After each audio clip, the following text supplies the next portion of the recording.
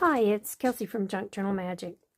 Today's the very first day of Lunar Illuminations, our new collaboration hosted by Gwen the Trash Witch and myself, Junk Journal Magic with Kelsey Jones.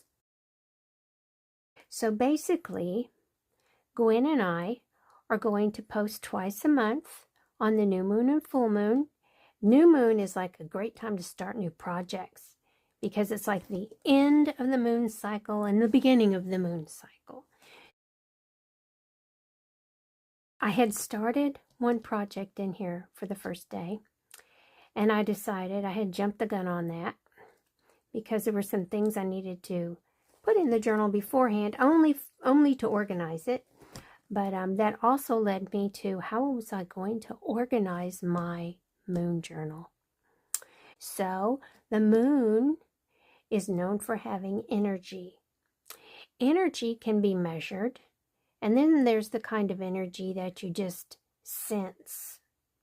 So that made me think, how am I going to divide my stuff up and organize it? And I decided I was going to include anything that I feel is energy in signature 1.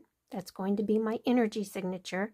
And the second signature is going to be cultural, folklore, mythology, anything I want to put in there that still belongs in my moon journal versus the other journal I made to go along with this, my ancient Egypt journal. And I'm calling it that. It's not going to be all ancient Egypt, but this is just a way for me to separate things, organize them, and still have a lot of fun keeping up with all the things I thought were so important watching documentaries that I saved them all to my watch later list. And oh my gosh, do you know how hard it is to scroll down that thing and find a video? And when you have almost 3,000 videos on there, you never get to the bottom. Never. Oh well, oh well. And then if you click on one after you watch it and go back, click the back arrow, guess what? You have to start at the top again. So yeah, I just have to do this. I have to get this project going.